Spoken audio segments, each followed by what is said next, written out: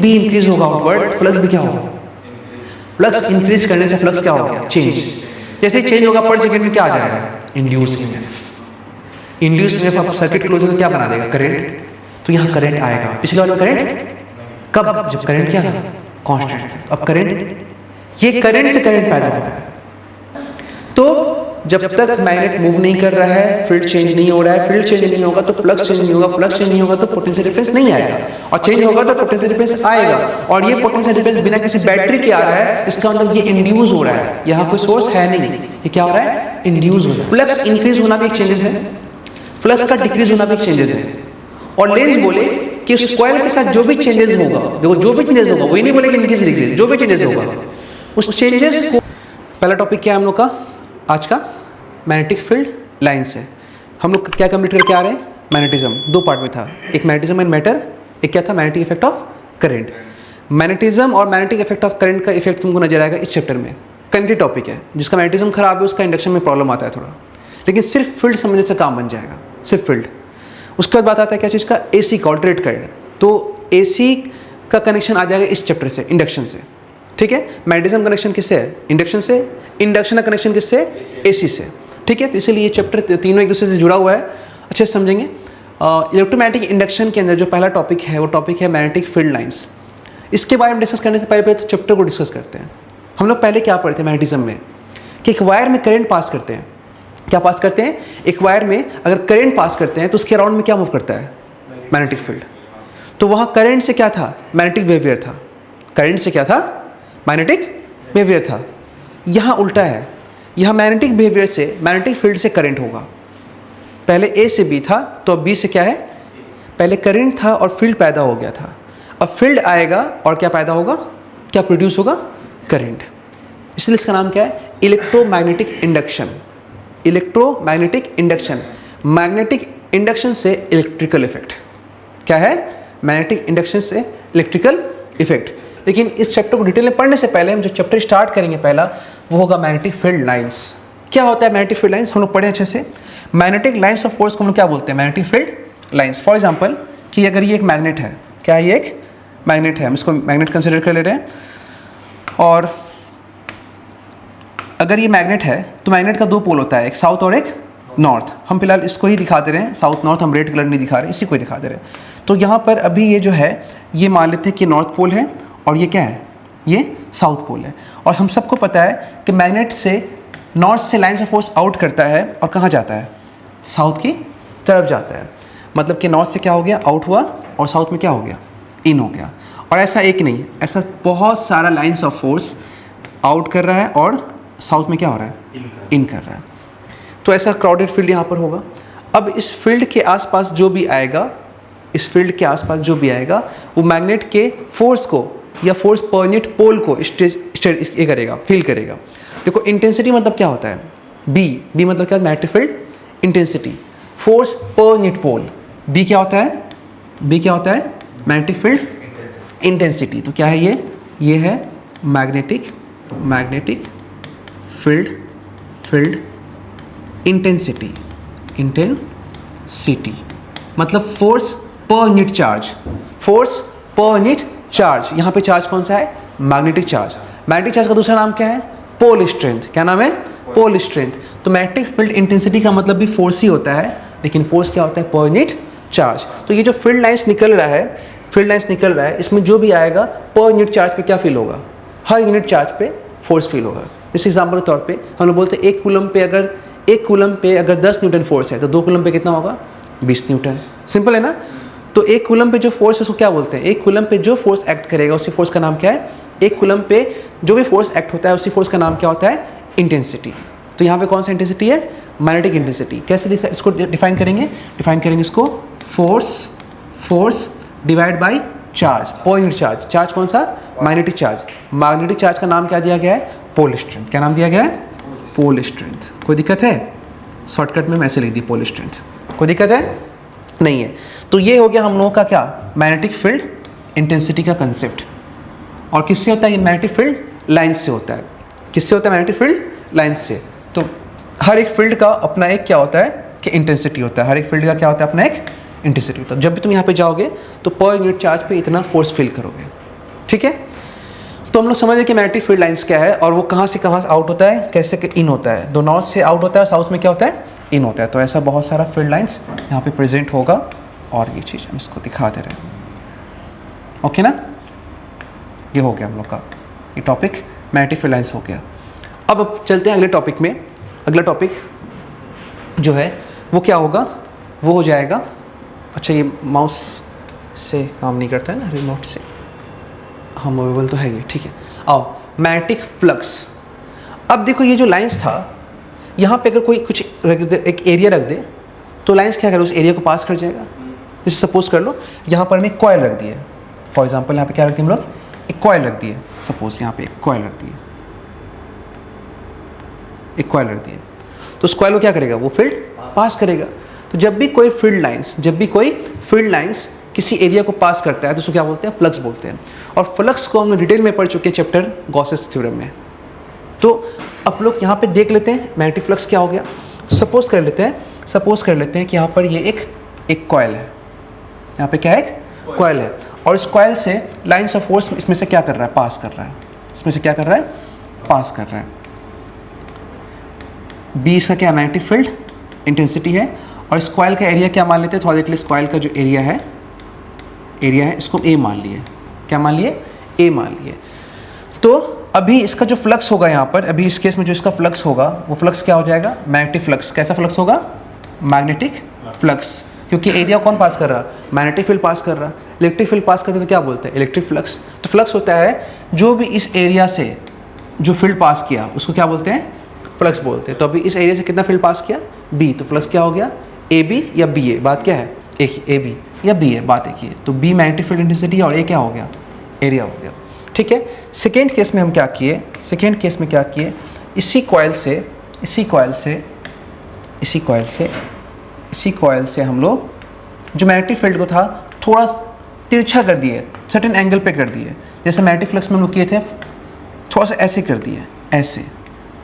तो ऐसे जब कर देंगे तो अब देखो इस बी का दो कंपोनेंट होगा।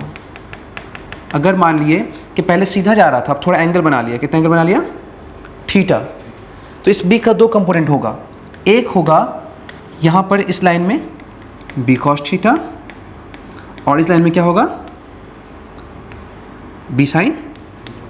अब तुम खुद ही बताओ, अगर ये एक एरिया है और एक ऐसे आ रहा है बी कॉस थीटा और एक ऐसे आ रहा है बी साइन थीटा, तो उन दोनों में से कौन इसको पास करेगा, बी कॉस या बी साइन, बी कॉस पास करेगा। तो अभी इस एरिया से पूरा का पूरा बी पास नहीं हो रहा है, बल्कि उसका एक कंपोनेंट है जो कि जिसका नाम क्या है, बी कॉस थीटा, वो उसमें से क्या हो रहा है, पास हो रहा है। तो जब सर्टेन एंगल बनाते हैं ना, तो एक कंपोनेंट परपेंडिकुलर होता है, एक कंपोनेंट क्या होता है, पैरेलल। और कोई भी चीज़ अगर पैरेलल होगा तो उसको पास नहीं कर सकता है। पास करने के लिए कंडीशन ये है कि आप उस पर क्या रखेंगे, उसको परपेंडिकुलर। तो अभी आप क्या बताओगे कि जो फ्लक्स होगा यहाँ पे, मैग्नेटिक फ्लक्स जो होगा, बहुत उसको एम लिखता है कि इस ए एरिया से कितना बी पास किया, बी कॉस थीटा, कितना पास किया, बी कॉस थीटा। कोई दिक्कत है, तो यहाँ से फ्लक्स का फॉर्मूला क्या हो गया, फिलहाल B A cos theta, B ए क्या हो गया, कॉस थीटा, क्या हो गया, बी ए कॉस। तो ये जनरल फॉर्मूला हो गया क्या चीज़ का, फ्लक्स का, क्या बना, बी ए कॉस थीटा। कोई दिक्कत है, समझ में आया सबको, निकल गया। अब तुमको एक बात याद आएगा कि क्लास 11 में पढ़े थे एक टॉपिक, हम लोग याद करो क्या पढ़े थे। क्लास 11 तो काफ़ी दूर हो गया हम लोगों का वहाँ से अभी तक ना, पढ़े थे अगर ये ए डॉट बी है, क्या है, ए डॉट बी, तो ए डॉट बी का फॉर्मूला था ए बी कॉस थीटा। क्या था, ए बी कॉस थीटा, या फिर इसको लिख सकते हो बी ए कॉस थीटा, इसमें कोई दिक्कत नहीं है। वेक्टर ए का मैग्नीट्यूड, वेक्टर बी का magnitude cos theta, theta is angle between two vector. अगर इसका डायग्राम बनाया जाए, तो दिखाई देगा कि अगर ये दो वेक्टर है, मान लेते हैं ये ए वेक्टर है और ये क्या है, बी वेक्टर है, और उनके बीच एंगल क्या है, इनके बीच एंगल थीटा है। तो समझ गया ना, ए बी कॉस थीटा का मतलब क्या है, ए डॉट बी, या बी ए कॉस थीटा मतलब क्या है, ए डॉट बी, या बात देखिए बी डॉट ए बोल सकते हो। तो यहाँ पे जब भी ए बी कॉस थीटा हम लोग लिखते हैं ना, तो ये ए और बी दोनों ही क्या होता है, एक वेक्टर होता है। ए बी वेक्टर और बी भी क्या है, ये फॉर्मूला किसके लिए अप्लाई होता है, दो वेक्टर के लिए। ठीक उसी तरह से यहाँ पे बी ए कॉस थीटा है, लेकिन यहाँ पे बी क्या है, मैग्नेटिक फील्ड, और ये क्या है, एरिया, और द फॉर्मूला एकदम इसके जैसा है। यहाँ पे ए भी एक वेक्टर था, लेकिन यहाँ पे बी मैग्नेटिक फील्ड है और ए क्या है, एरिया है। इसका मतलब यहाँ पे एरिया भी एक वेक्टर होगा, एरिया भी क्या होगा एक, और बी भी क्या होगा एक वेक्टर होगा। तो इसका नोट पॉइंट ये हो गया, इसका मतलब अगर इसको हम ए डॉट बी लिख सकते हैं तो इसको भी तो हम लिख सकते हैं ना बी डॉट ए, लिख सकते हैं ना। देयरफॉर फ्लक्स को क्या लिख सकते हो, बी डॉट ए, दो वेक्टर का डॉट प्रोडक्ट भी क्या बताएगा, फ्लक्स बताएगा, और बी भी वेक्टर क्वांटिटी है और ए भी क्या है वेक्टर क्वांटिटी। तो इसका नोट पॉइंट यहाँ पे ये हो गया, नोट पॉइंट हम लोग को ये बना यहाँ पर के नोट पॉइंट, यहाँ जो एरिया है, एरिया कैसा क्वांटिटी है, एरिया वेक्टर क्वांटिटी, एरिया कैसा क्वांटिटी है, एरिया यहाँ पर एज अ वेक्टर है। कौन सा वेक्टर, इसका नाम है एरिया वेक्टर। क्या नाम है, एरिया वेक्टर। और वेक्टर के पास मैग्नीट्यूड भी होता है और क्या होता है, डायरेक्शन भी होता है। तो यहाँ पे एरिया जो है उसका मैग्नीट्यूड भी होगा, एरिया का क्या होगा, मैग्नीट्यूड भी होगा, और साथ में क्या होगा, इनटू डायरेक्शन भी होगा। अब डायरेक्शन के लिए हम लोग को दिखाना पड़ेगा कि एरिया का डायरेक्शन कैसे लेंगे। जैसे सपोज कर लो थोड़ा देर के लिए हम बता रहे हैं कि ये एक मोबाइल है, इसका ये एरिया का मैग्नीट्यूड हो गया कि इसका एरिया कितना है, और डायरेक्शन कहाँ है, इसका ऊपर है, तो इसका वेक्टर कहाँ होगा, ऊपर की तरफ। अगर हम ऐसे कर देंगे तो ये इसका एरिया का मैग्नीट्यूड हो गया, डायरेक्शन कहाँ हो गया, बाहर की तरफ।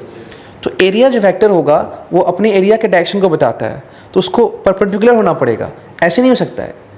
एरिया तो इधर है ना, फेस इधर थोड़ी है, तो कभी भी कोई भी एरिया वेक्टर अपने एरिया पे क्या होगा, परपेंडिकुलर, और ऑलवेज बाहर की तरफ, ऊपर, इधर, इधर, इधर।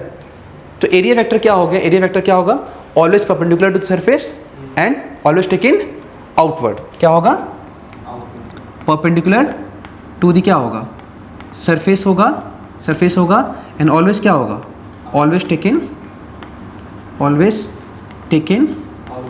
आउटवर्ड। कोई दिक्कत है, ऑलवेज टेकन आउटवर्ड, कोई दिक्कत है नहीं है। थोड़ा देख लिया, अगर मान लो हम यहाँ पर एक क्यूब बना ले, क्या बना ले, एक क्यूब, इसमें क्यूब बनाने का ऑप्शन है, 3D स्ट्रक्चर्स इसमें है, कहाँ है, कहाँ नहीं है, 3D स्ट्रक्चर ऑप्शंस नहीं है। चलो शेप नहीं, स्नैप नहीं है, और देखो क्यूब बना लेते हैं थोड़ा देख लिए। सपोज कर लो कि हम यहाँ पे क्यूब बना लिए, ये क्यूब है,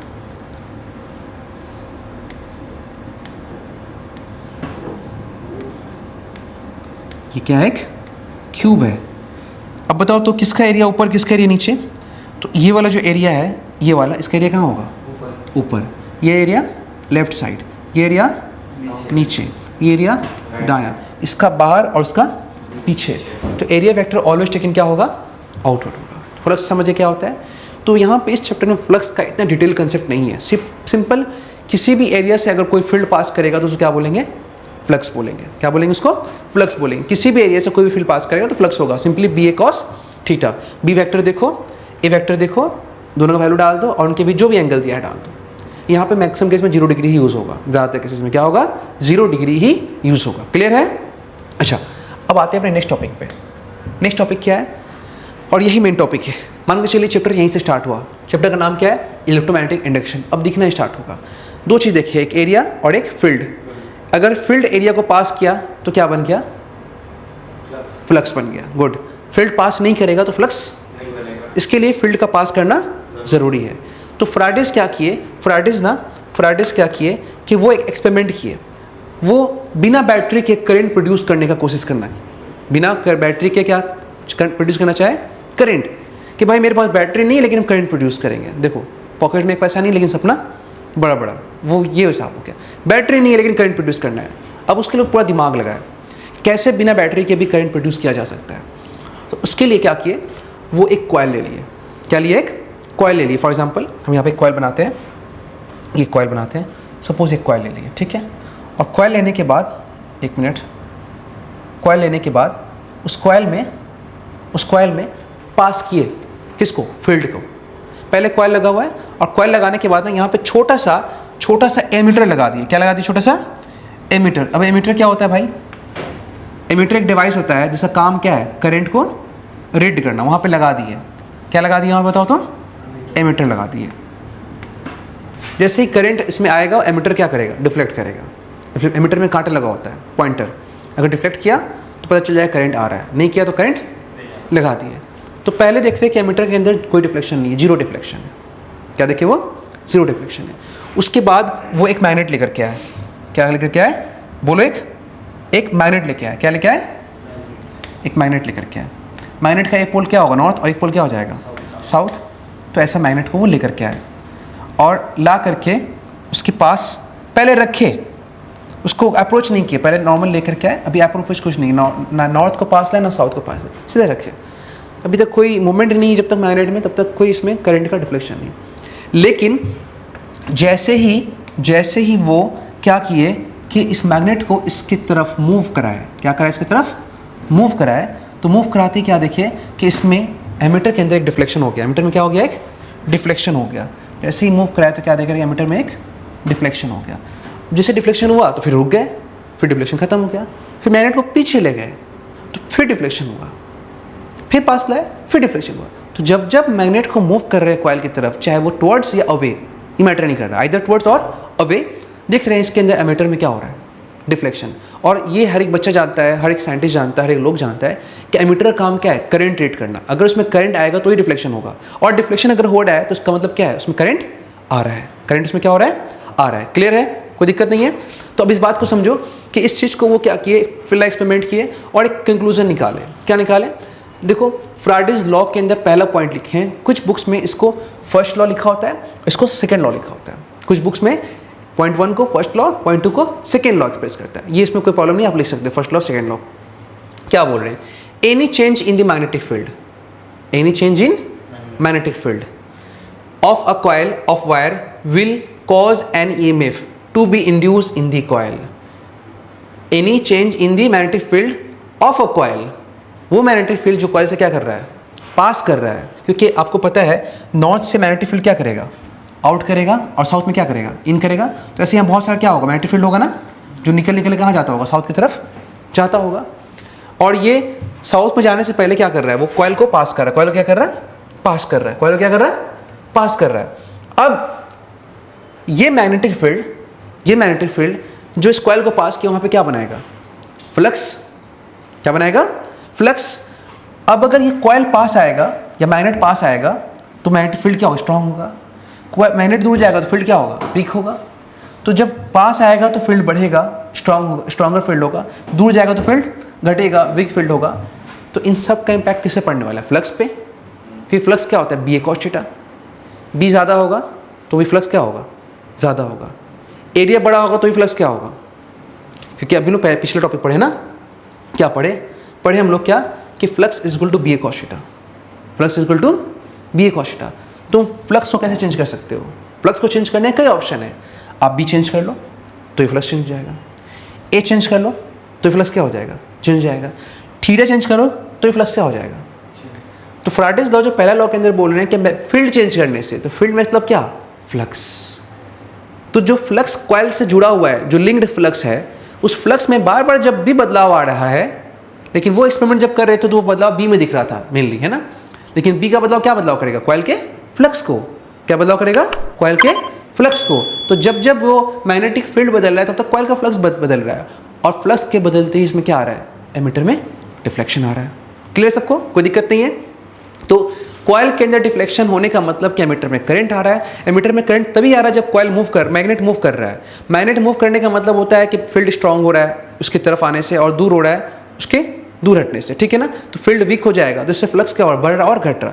तो जब जब कॉइल के अंदर जो लिंक्ड फ्लक्स है उसमें चेंजेस आ रहा, बदलाव आ रहा, हालांकि वो चेंजेस अभी इस एक्सपेरिमेंट में बी के थ्रू किए, कोई और चीज़ नहीं की। एरिया सेम था, एंगल वंगल चेंज नहीं की, वो सिर्फ क्या चेंज किए, बी के वैल्यू चेंज किए। तो कॉइल के पास और दूर होने से मैग्नेटिक फील्ड के वैल्यू में क्या आ रहा है, चेंजेस आ रहा है। और मैग्नेटिक फील्ड के वैल्यू में चेंजेस आने से सबसे बड़ा प्रभाव किससे पड़ रहा है, फ्लक्स पे पड़ रहा है। और जब जब फ्लक्स में प्रभाव पड़ रहा है, बदलाव आ रहा है, तब तक क्या आ रहा है, करंट आ जा रहा है। तो इससे क्या बोले, any change in the magnetic field of a coil of a wire will causes an EMF. वो ये नहीं बोले करंट, वो क्या बोले, एन ईएमएफ। अब सर ईएमएफ बोलने का मतलब तो क्या होता है, तुम जानते हो अच्छे से ईएमएफ, क्योंकि ओम्स लॉ बताए थे बिना पोटेंशियल डिफरेंस के करंट फ्लो नहीं हो सकता है। क्योंकि बैटरी भी हम लोग जब लगाते हैं किसी कॉइल में या किसी वायर में, क्यों लगाते हैं, बैटरी क्या है, is a source of potential difference, source of potential. तो यहाँ पर जब इस कॉइल में कोई भी मैग्नेटिक मतलब कि मैग्नेटिक फील्ड के अलावा दूसरा कोई सोर्स नहीं था, बैटरी नहीं था, बैटरी नहीं है तो no potential difference. Potential difference नहीं है तो करंट कैसे होगा। ये बात तो हर कोई जानता है, बिना एनर्जी के काम नहीं हो सकता, बिना बैटरी के करंट पास नहीं हो सकता, बिना बैटरी के घड़ी नहीं चल सकता है। चलेगा कोई, लगाना पड़ेगा। तो यहाँ पर अगर करंट पास हुआ है तो ओम्स लॉ तो यही बताया गया था ना कि ओम्स लॉ बोले थे करंट तभी पास होगा जब उसका कोई सोर्स होगा। क्या चीज़ का सोर्स? पोटेंशियल डिफरेंस का। और यहाँ करंट आ रहा है, इसका मतलब करंट आने का मतलब कहीं ना कहीं कोई पोटेंशियल डिफरेंस आता होगा। तो वो बोले कि जब जब मैग्नेट मूव कर रहा है तो मैग्नेटिक मूवमेंट से मैग्नेटिक फील्ड चेंज कर रहा है, मैग्नेटिक फील्ड चेंज करने से फ्लक्स चेंज कर रहा है, और फ्लक्स चेंज करने से इस कॉइल के अंदर क्या डेवलप हो रहा है? Potential difference. क्या डेवलप हो रहा है? जो करंट पास कर रहा है, करंट पास करने का मतलब भी क्या है? पोटेंशियल डिफरेंस प्रोड्यूस हो रहा है ना।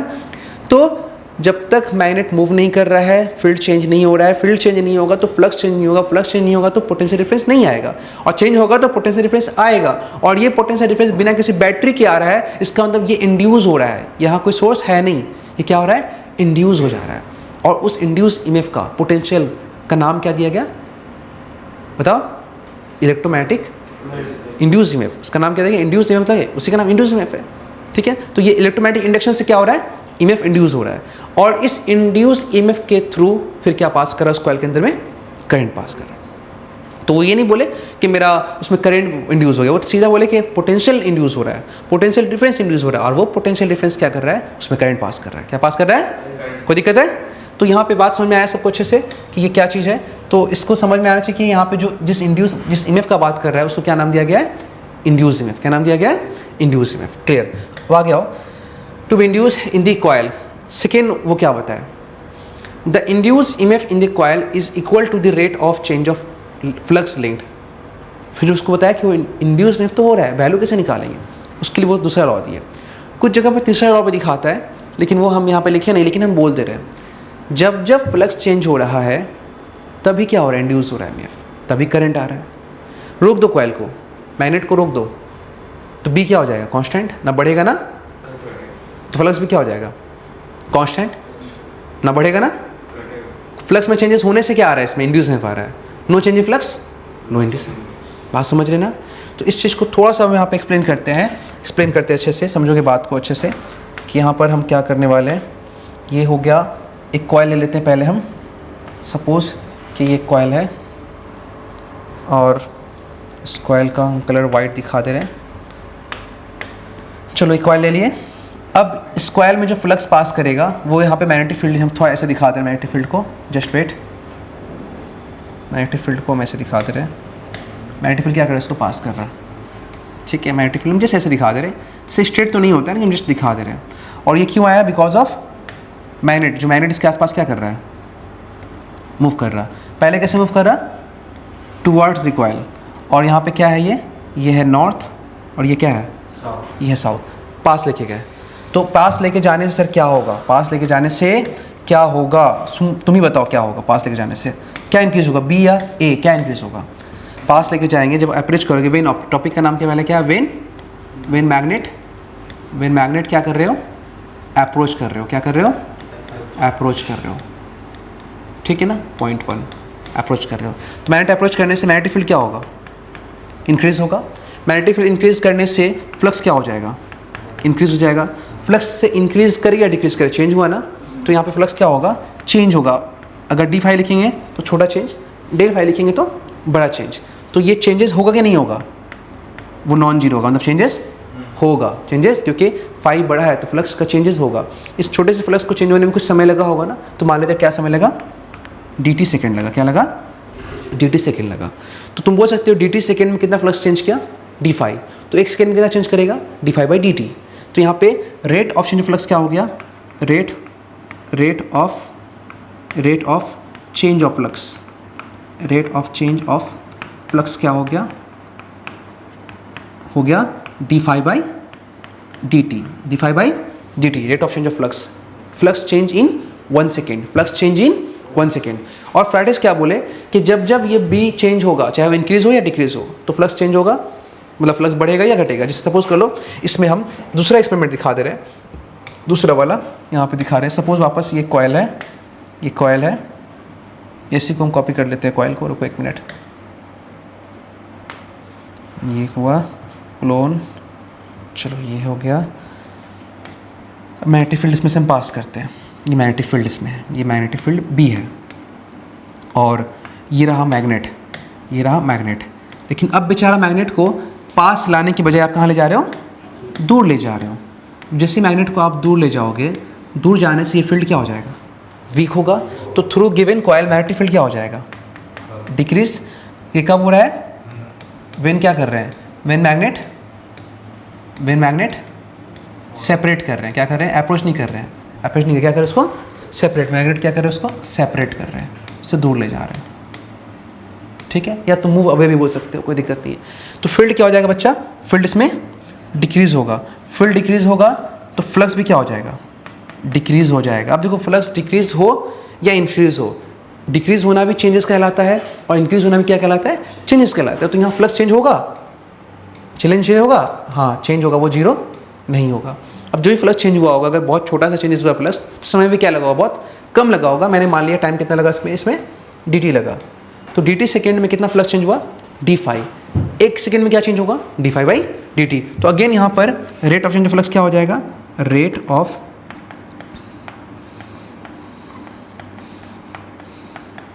कौन सा फ्लक्स, मैग्नेटिक फ्लक्स क्या हो जाएगा, d5/dt।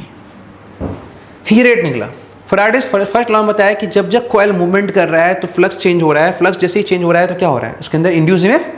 तो इंड्यूस ईएमएफ यहाँ पे भी आया होगा। इंड्यूस ईएमएफ को शॉर्टकट में रिप्रेजेंट करते हैं स्मॉल ए। क्या आया होगा, इंड्यूस ईएमएफ यहाँ भी आया होगा, यहाँ भी आया होगा। तो चलो इस बार हम यहाँ पे लिखे इंड्यूस ईएमएफ को, इंड्यूस ईएमएफ को यहाँ लिखे इंड्यूस्ड ईएमएफ को हम स्मॉल ई लिखें, और यहाँ भी क्या लिखें, इंड्यूस ईएमएफ को इंड्यूस्ड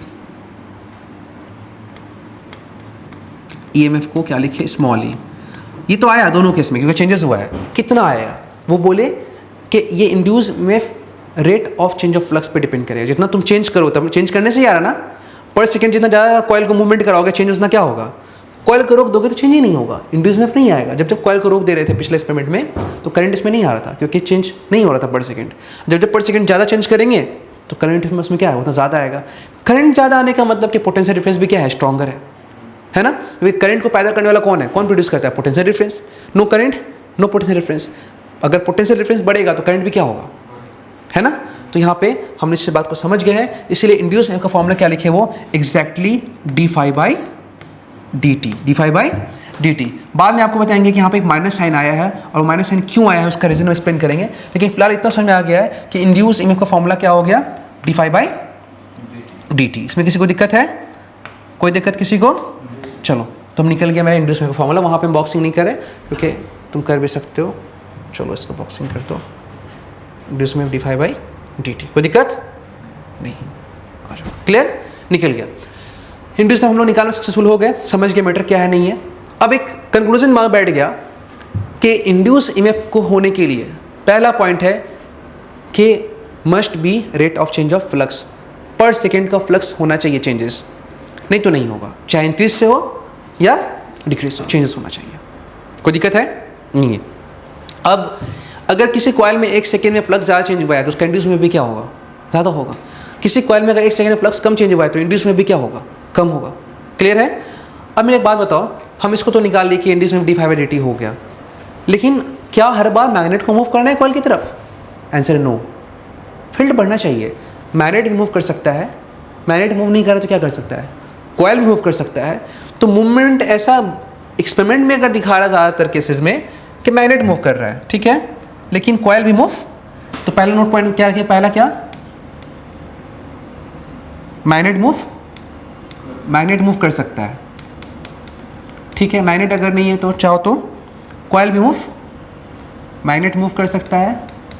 दूसरा क्या, कॉइल मूव कर सकता है, अगर मैग्नेट मूव नहीं कर रहा तो कॉइल क्या करेगा, कॉइल मूव कर सकता है। तीसरा क्या, दोनों ही मूव कर सकता है। मूवमेंट होना चाहिए ताकि फील्ड बढ़े और घटे। Both magnet plus coil, magnet and coil दोनों ही मूव कर सकता है। हमको किसी तरह से उनके बीच रिलेटिव मोशन करना है। तो एक बात हो गया ना कि बी को चेंज करना है या फ्लक्स चेंज करना है तो there must be a relative motion between magnet and coil, आपस में मूवमेंट होना चाहिए। तो हम लिख सकते हैं ना, देयर मस्ट बी रिलेटिव क्या motion between magnet and coil, magnet और कॉयल के बीच में रिलेटिव मोशन होना चाहिए। चाहे मैग्नेट मूव कर ले या कॉयल मूव कर ले, ये दोनों ही मूव करें, उनके बीच में मोशन होगा तो फील्ड बढ़ेगा घटेगा, फील्ड बढ़ेगा घटेगा तो फ्लक्स चेंज होगा, और फ्लक्स चेंज होने से क्या आ जाएगा पर सेकंड में इंड्यूस ईएमएफ। ठीक, क्लियर? ये निकल गया। हम लोग इतना बात समझ गए, होप है कि इतना सबको क्लियर होगा, इसमें कोई दिक्कत कहीं पे नहीं है। अब आगे चलते हैं, अगला पॉइंट क्या है फैराडेज लॉ के अंदर में हमको एक चीज़ समझना ये है कि सर ये तो आप बता दिए कि इंड्यूस ईएमएफ का फॉर्मूला क्या होगा, कैसे होगा। अब जब इंड्यूस ईएमएफ आ रहा है तो फिर तो करंट भी आएगा ना, फिर क्या आ जाएगा इंड्यूस करंट आ जाएगा। तो अगला टॉपिक हम लोग क्या रहेगा इंड्यूस करंट। अगला टॉपिक क्या है हम लोग का इंड्यूस करंट। तो देखो और इसको लिखते हैं इंड्यूस करंट। फैराडेज लॉ के अंदर अगला टॉपिक है induce current. Induce current, current का फॉर्मूला क्या था थॉमस लॉ के अकॉर्डिंग?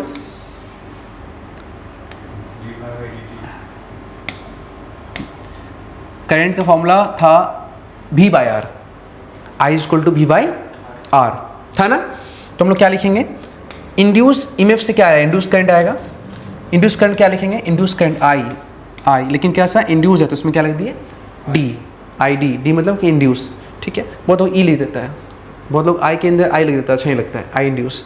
क्या होगा इंड्यूस ईएमएफ, क्या होगा इंड्यूस्ड ईएमएफ बाय करंट, क्या पोटेंशियल बाय रेजिस्टेंस। पोटेंशियल तो रियल में है ही नहीं, तो कौन सा पोटेंशियल इंड्यूस है बाय रेजिस्टेंस। कौन सा रेजिस्टेंस? जिस कॉइल में या जिस मटेरियल में करंट पास कर रहा है उसका रेजिस्टेंस। बहुत उसको ऐसे लिखता है पोटेंशियल डिफरेंस बाय रेजिस्टेंस, चलेगा कोई दिक्कत नहीं है।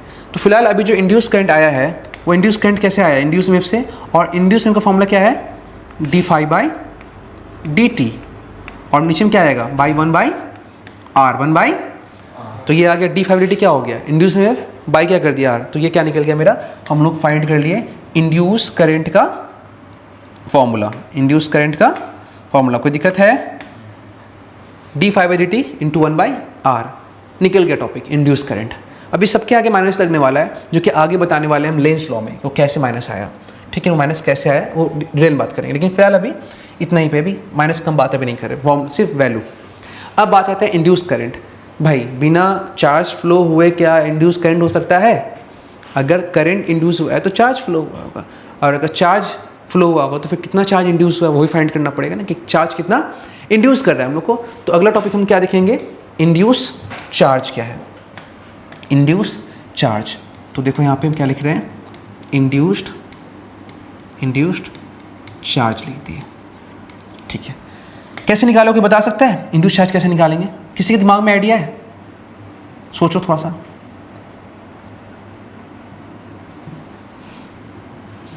हम बताएं करंट का रिलेशन चार्ज से होता है, करंट होता है D Q by D T, charge by time is called current. तो अभी कुछ देर पहले हम लोग क्या निकाले थे इंड्यूस्ड करंट निकाले थे, और इंड्यूस्ड करंट को हम लिखे थे I D phi by D T into one by R. Minus का बाद में होगा, ये था इंड्यूस्ड करंट। अब you know that rate of flow of charge is called current. एक सेकेंड में जितना चार्ज पास करता है उस फ्लो ऑफ चार्ज को हम लोग क्या बोलते हैं करंट बोलते हैं। ठीक है, अच्छा सर ठीक है, तो इसको आप लिख सकते हैं D Q by D T is known as induce current से क्या होगा इंड्यूस चार्ज रहा होगा, इंड्यूस करंट से क्या होगा इंड्यूस चार्ज फ्लो क्या होगा। ओके, करंट इंड्यूस है तो चार्ज भी क्या कहलाएगा इंड्यूस। अब आ जाओ, इसको आप लिख सकते हो डी फाई, सब जगह डी इसलिए ले रहे कि बहुत स्मॉल समय में हम बहुत स्मॉल टाइम में काम कर रहे हैं, तो उस वक्त ज़्यादा किसी को नहीं देंगे। अगर तुमको ही ज़्यादा वक्त नहीं देंगे तो तुम ज़्यादा काम कर पाओगे नहीं ना, सब कुछ क्या होगा समय छोटा तो काम भी क्या होगा छोटा। तो स्मॉल टाइम में D phi by D T, okay, और ये इंटू ये one by R, D T क्या हो जाएगा कट जाएगा। इससे ये भी पता चला हम लोग को कि इंड्यूस चार्ज जो है कहीं ना कहीं टाइम पे डिपेंड नहीं करता है। इंड्यूस चार्ज जो है टाइम पे डिपेंड, इसके पीछे का रीज़न जानते हो क्या है? रीज़न ये है कि चार्ज को बताया गया है कि वो कंजर्वेटिव नेचर का होता है। कैसे नेचर का होता है? अब ऐसा थोड़ी है कि तुम जितना मन करो उतना चार्ज पैदा कर दो, उसमें जितना चार्ज उतना ही ना होगा, एक टाइम पे चार्ज तो क्या कांस्टेंट हो जाएगा ना। हाँ, तुम गिवन चार्ज का स्पीड बढ़ा करके पर सेकंड में फ्लो बढ़ा सकते हो, करंट बढ़ा सकते हो। करंट क्या है? चार्ज बाई टाइम, उसी चार्ज पे डिपेंड नहीं कर रहा है, टाइम पे भी कर रहा है। तुम फास्ट कर दोगे तो उसी चार्ज से करंट क्या हो जाएगा? ज़्यादा हो जाएगा सेम चार्ज से। लेकिन टोटल अमाउंट ऑफ चार्ज किसी भी गिवन बॉडी के अंदर तो कंजर्व है ना, वो टाइम पे अगर डिपेंड करेगा तो एक ही बॉडी के अंदर तुम चाहो तो पूरी दुनिया का चार्ज पैदा कर दोगे, ऐसा प्रैक्टिकल पॉसिबल? इसलिए टाइम कट गया, मतलब कि charge does not, total amount of charge जो उसमें इंड्यूस होगा does not depend on time. Clear? अब ये डीक्यू है, हल्का सा फ्लक्स चेंज करने की वजह से टोटल जितना फ्लक्स चेंज होगा उस हिसाब से क्या होगा? टोटल चार्ज होगा। जितना फ्लक्स चेंज होगा उस हिसाब से क्या टोटल चार्ज होगा। कोई दिक्कत है? नहीं है? तो चार्ज किस पे डिपेंड नहीं कर रहा है? टाइम पे डिपेंड नहीं कर रहा है। क्लियर है? जितना ज़्यादा फ्लक्स चेंज करोगे उतना ज़्यादा क्या होगा? चार्ज उसमें इंड्यूस होगा। क्या होगा? इंड्यूस होगा। कोई दिक्कत है? नहीं है। तो फ्लक्स को अगर तुम चाहते हो कि बॉडी के अंदर ज़्यादा से ज़्यादा इंड्यूस चार्ज आए, तो ऐसा करने के लिए आप क्या करोगे? फ्लक्स को बहुत ज़्यादा अमाउंट में चेंज करोगे।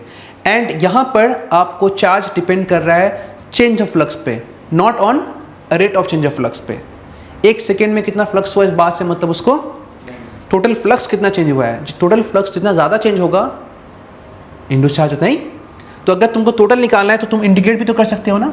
अगर मान लो तुम इसको लिख लिया 5 1 से कहाँ तक? 5 2 तक, तो चार्ज कहाँ जाएगा? 0 से कहाँ तक? पूरा Q तक लिख सकते हो ऐसा ना। तो ये इसका इंटीग्रेशन करने से बाद में फॉर्मूला आएगा। हम अभी इंटीग्रेशन नहीं करेंगे क्योंकि बाहर में माइनस साइन आने वाला है, इससे फॉर्म चेंज हो जाएगा, वो आगे करके बताएंगे हम। फिलहाल यहाँ से आप टोटल चार्ज निकाल सकते हो इंटीग्रेट करके। क्या निकला? इंड्यूस करंट और इंड्यूस चार्ज। अब पहले क्या था? Induce EMF. एक बात और कि इंड्यूस करंट के लिए सिर्फ इंड्यूस नहीं, for all type of current एक कंडीशन है कि अगर सर्किट कट जाए, तार कट जाए तो करंट पास। तो इंड्यूस पोटेंशियल जो है वो उसको तार का खुला होना, देखो एक तार कट गया तो भी यहाँ पोटेंशियल डिफरेंस रहता है, तुम छूओगे तो वो करंट मार देगा।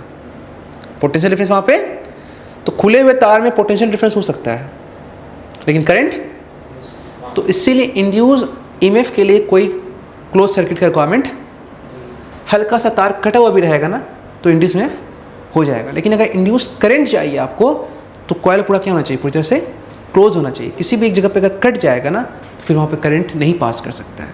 क्लियर बात में है? तो ये हम समझ गए कि ये इंड्यूस करंट, इंड्यूस चार्ज कैसे हम लोग सॉल्व करते हैं। अब समझो बात को, हम लोग अभी क्या क्या देखें? हम लोग देखें कि एक फ्लक्स नाम का कोई चीज़ होता है, एक फ्लक्स नाम का कोई चीज़ होता है जिसको हम लोग एक्सप्रेस करते हैं किससे? पी ए कॉस, बोलो, थीटा से। इंड्यूस ईएमएफ का कंडीशन ये नहीं है कि बी चेंज हो, पॉइंट नोट कर लो। इंड्यूस ईएमएफ का कंडीशन ये नहीं है कि बी चेंज हो, कंडीशन ये है कि फ्लक्स चेंज हो, चाहे जैसे चेंज हो, चाहे जैसे चेंज हो। आइदर बी चेंज करो और ए चेंज करो, या दोनों को छोड़ दो, आप थीटा चेंज कर लो। तीनों में से कोई भी एक अगर चेंज कर जाएगा तो फ्लक्स क्या हो जाएगा? चेंज हो जाएगा। अभी जो हम लोग पहला केस देखे, जो एक्सपेरिमेंट देख रहे हैं, उसमें हम लोग क्या चेंज कर रहे हैं? क्या चेंज कर रहे हैं? बी को चेंज कर रहे हैं। ठीक है?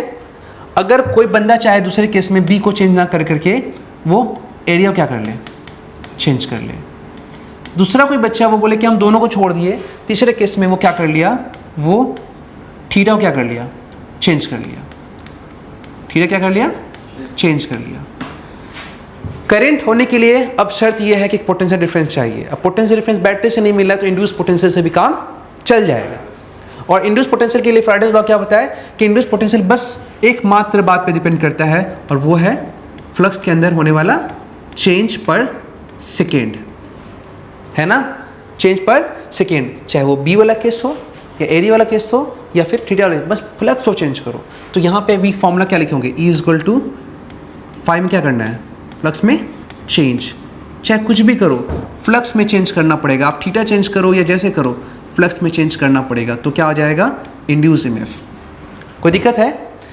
तीनों ही जगह हम लोग क्या चेंज करने वाले हैं? तीनों जगह हम लोग फ्लक्स चेंज करने वाले हैं। हाँ, लेकिन फ्लक्स को चेंज करने का ऑप्शन मेरा अलग अलग है। बी से भी कर सकते हो चेंज करके, एरिया चेंज करके भी कर सकते हो और थीटा चेंज करके भी कर सकते हो। तो अगर तीनों ही फॉर्मूला में हम लोग यहाँ पे अगर इसको डाल दें यहाँ पर बी ए कॉस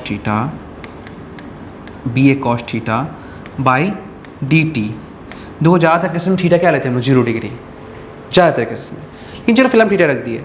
और यहाँ से कांस्टेंट चेंज क्या हो रहा है, बी चेंज हो रहा है। तो बी चेंज होने का मतलब बाकी टर्म क्या है, कांस्टेंट है। बाकी टर्म क्या है, कांस्टेंट है। तो ए भी कांस्टेंट, कॉस थीटा भी क्या है, कांस्टेंट। उसको बाहर निकाल दो, ए कॉस थीटा क्या हो गया, कांस्टेंट। तो क्या बच गया अंदर में, डी बी बाई बोलो डी टी। क्योंकि अब इंड्यूस इएमएफ एरिया पे डिपेंड कर रहा है, थीटा पे डिपेंड कर रहा है, लेकिन वो तब जब डी बाई डी टी हो। अगर D B by D T ही अगर चेंज ना हो, ये 0 हो जाए, तो इंड्यूस इएमएफ क्या हो जाएगा, 0। क्योंकि इंड्यूस इएमएफ कहाँ है, तो ये फ्लक्स के चेंज होने से इंड्यूस इएमएफ आएगा, फ्लक्स चेंज ही नहीं होगा तो इंड्यूस इएमएफ।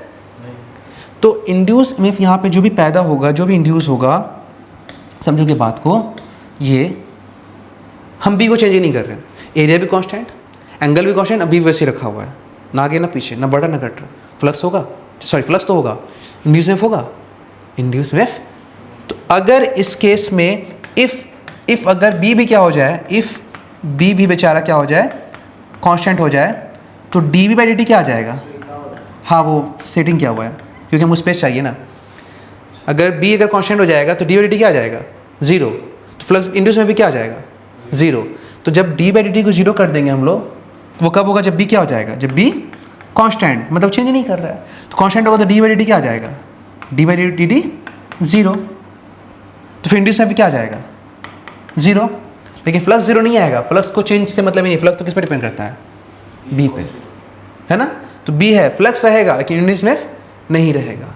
इसीलिए इंड्यूस का पहला कंडीशन है कि आपको फ्लक्स को चेंज करना होगा, और जब तक फ्लक्स चेंज होगा तब तक ही क्या रहेगा, इंड्यूस में। क्योंकि इसका फॉर्मूला ही है, E equal to D phi by D T. जब तक फ्लक्स चेंज होगा, जब तक फ्लक्स क्या होगा, चेंज होगा, तब तक ही क्या रहेगा, इंड्यूस ईएमएफ रहेगा। फ्लक्स का चेंज होना बंद, इंड्यूस ईएमएफ खत्म। तो इंडक्शन से अगर तुम चाहते हो कि तुमको कांस्टेंट करंट मिलता रहे, तो लगातार किसी न किसी को मैग्नेट फ्लक्स में चेंज, चाहे बी चेंज करो या एरिया चेंज, ऐसे भी करो, लेकिन क्लियर। तो फिलहाल ये इंड्यूस का फॉर्मूला कब हो गया, जब फील्ड चेंज करेगा। कब फील्ड चेंज करेगा तो हो गया, ठीक। तो फील्ड चेंज करने से यहाँ फील्ड चेंज हो रहा है, इसीलिए फ्लक्स चेंज होगा, है ना। कोई दिक्कत है, क्योंकि फ्लक्स क्या होता है, B A cos theta, field change होगा तो फ्लक्स चेंज होगा। कोई दिक्कत, ओके। दूसरा वाला में क्या किया सर, दूसरा वाला में E is equal to D by D T, और फ्लक्स की जगह रख दिए बी ए कॉस थीटा। लेकिन यहाँ पे क्या चेंज हो रहा है, बताओ आप तो, ए चेंज हो रहा है। कौन चेंज हो रहा है, ए। तो बाकी मतलब चेंज नहीं हो रहा है, बी और कॉस थीटा चेंज नहीं हो रहा है, उसको बाहर निकाल दो। तो इंड्यूस में क्या हो जाएगा, कांस्टेंट को बाहर निकालो, बी कॉस थीटा बाहर, चेंज किसका हो रहा है, D A by D T. और जब तक एरिया चेंज होगा, ये रहेगा ये चेंजेस, तब तक फ्लक्स इंड्यूस में क्या होगा, एरिया चेंज नहीं होगा, एरिया कांस्टेंट। अब एरिया चेंज कैसे करेंगे सर, बताएंगे आगे हम। लेकिन जब तक एरिया चेंज होगा तब तक इंड्यूस में होगा।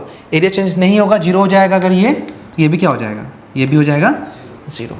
क्लियर है, कोई दिक्कत नहीं है, समझ गया।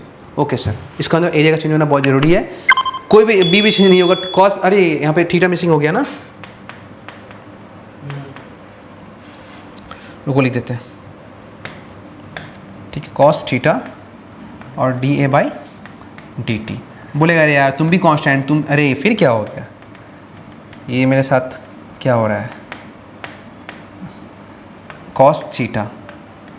देखना अब तो गैप नहीं हो रहा ना, ठीक है। बोलेगा बी कांस्टेंट, हाँ थीटा कांस्टेंट, ये बोले हम भी कांस्टेंट हो जाए, बराबर सब कांस्टेंट हो जाएगा, तो फिर हम चेंज कैसे होंगे, फ्लक्स ही नहीं बोलेगा, कोई तो चेंज। तो थीटा भी नहीं हुआ, बी भी नहीं हुआ, तो कम से कम ए तो हो जाए। समझ के बाद क्या बोले हम, तो ये हो गया। तो ये फॉर्मूला हो गया इंड्यूस इएमएफ का, किस पे डिपेंड कर रहा है, एरिया के चेंज पे। और इस केस में एरिया चेंज होगा, इसीलिए क्या होगा, फ्लक्स चेंज होगा। कौन चेंज करा फ्लक्स को, एरिया। लास्ट केस में कौन है, लास्ट केस में है सर आपका, बताइए, लास्ट केस में है थीटा। तो induce EMF is equal to D B A cos theta. अब थीटा चेंज हो रहा है, मतलब बी भी कांस्टेंट और ए भी क्या हो जाएगा, कांस्टेंट, है ना। बी भी कांस्टेंट और ए भी कांस्टेंट। इंड्यूस इएमएफ में बी कांस्टेंट, ए कांस्टेंट। अब चेंज कौन कर रहा है, कॉस थीटा, कि थीटा वेरिएबल है। जब तक ये चेंजेस रहेगा तब तक इंड्यूस इएमएफ रहेगा। और यहीं से हम लोग अगले टॉपिक में चले जाएंगे जिसका नाम है ऑल्टरनेट करंट। जो आगे डिस्कस करेंगे हम लोग। देखिए थीटा को डिफ्रेंशिएट करने से आता है साइन थीटा, जानते हैं ना, वो अभी थीटा हम नहीं बोल सकते अभी क्योंकि इसमें ओमेगा टी आने वाला है, इसलिए हम नहीं डिफ्रेंशिएट कर रहे, वो आगे करेंगे। लेकिन ये फैक्टर चेंज होना चाहिए, अदरवाइज नहीं होगा। थीटा का वैल्यू बाद में डालेंगे, ओमेगा टी होता है, वो बताएंगे आगे हम। क्लियर?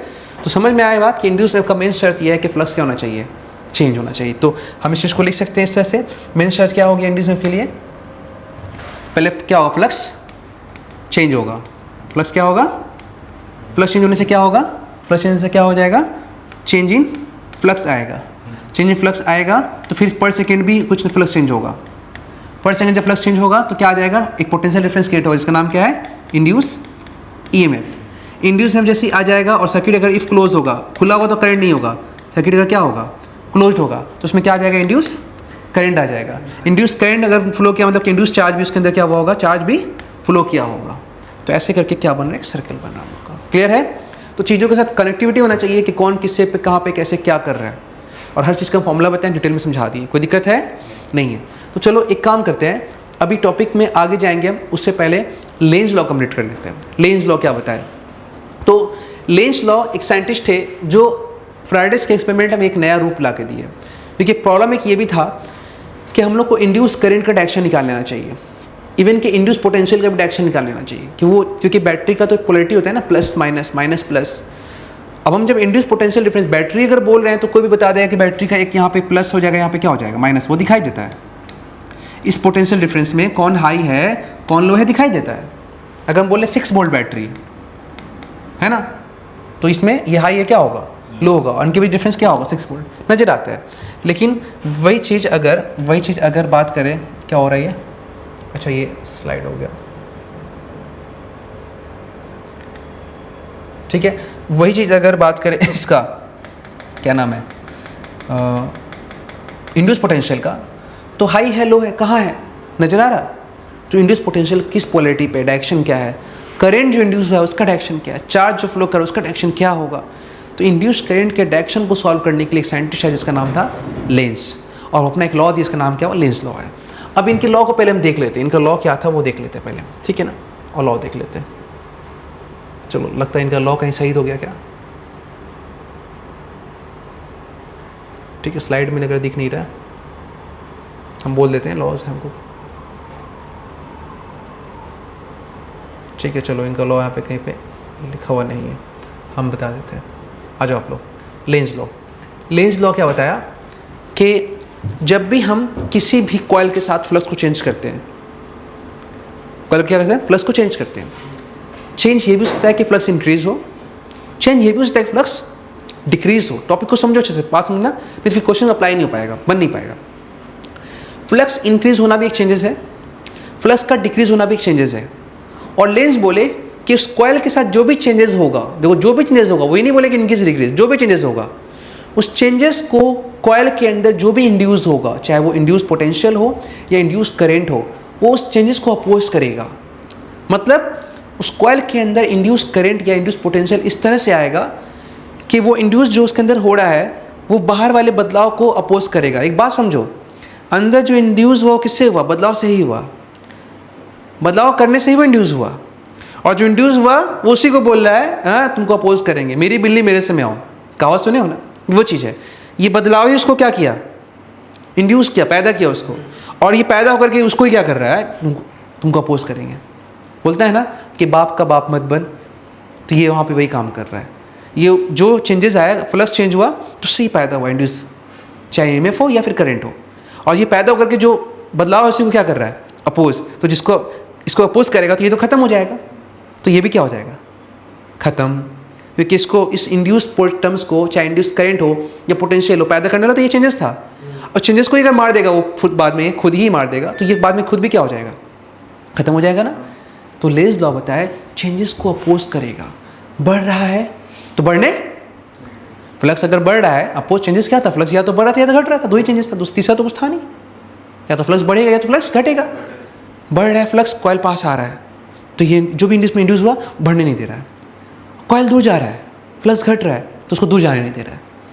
अजीब बात है, आ रहा है तो आने में नहीं दे रहा, जा रहा तो always opposes the changes. Lenz law ये बताए। इसलिए क्या हुआ सर कि यहाँ पर जो हम लोग पढ़े थे फैराडेज वाला लॉ पढ़े थे, फैराडेज लॉ, वो सब जगह पे बाद में आकर के यहाँ पे एक माइनस लग गया। क्या लग गया यहाँ पर? एक माइनस लग गया। यहाँ पे भी माइनस, ठीक है, यहाँ पे भी क्या लग जाएगा? माइनस। माइनस मतलब क्या हो गया बोलो तो?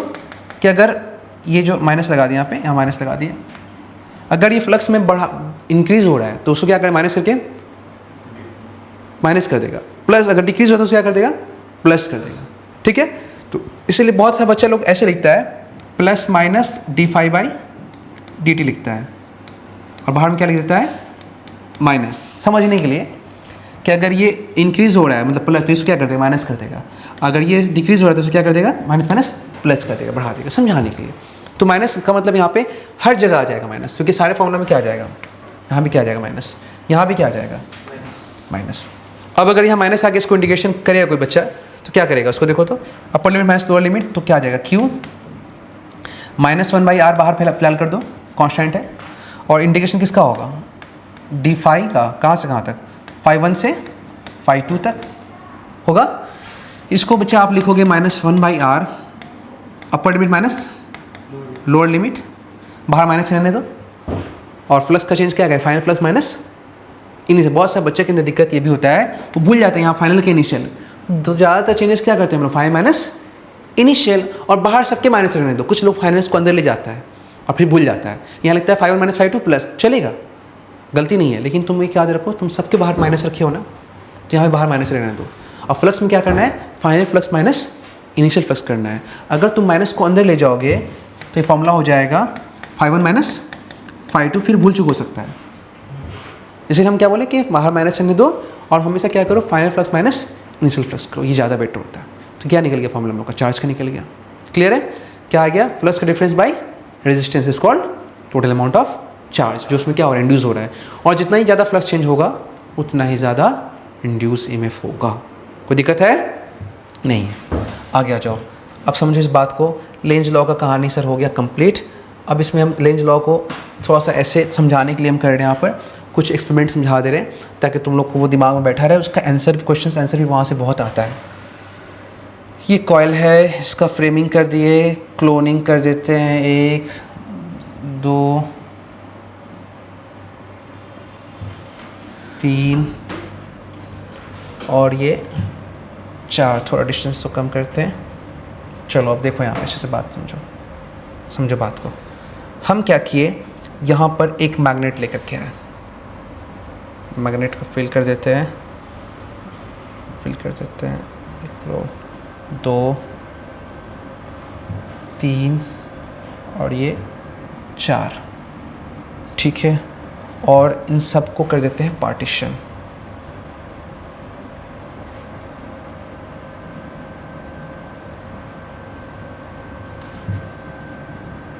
कितना केस हुई टोटल? 4 केस। कहाँ पे पार्टीशन कर दिया? गलत कर दिया पार्टीशन कर। इसका पार्टीशन यहाँ, इसका पार्टीशन यहाँ होगा ना, और इसका पार्टीशन यहाँ होगा, ठीक है। करती है, प्रॉब्लम खत्म, इसको डाउन। कई कितना केस हो गया? 4 केस हो गया ना। अब देखो मेरी बात समझो अच्छा से। देखो हम क्या कर रहे हैं, पहले इसके अंदर लिखते हैं हम लोग नॉर्थ साउथ, लिखते हैं इसके अंदर नॉर्थ साउथ। ये नॉर्थ और ये साउथ, ये नॉर्थ और ये साउथ, फिर यहाँ साउथ, यहाँ नॉर्थ, यहाँ साउथ और यहाँ north.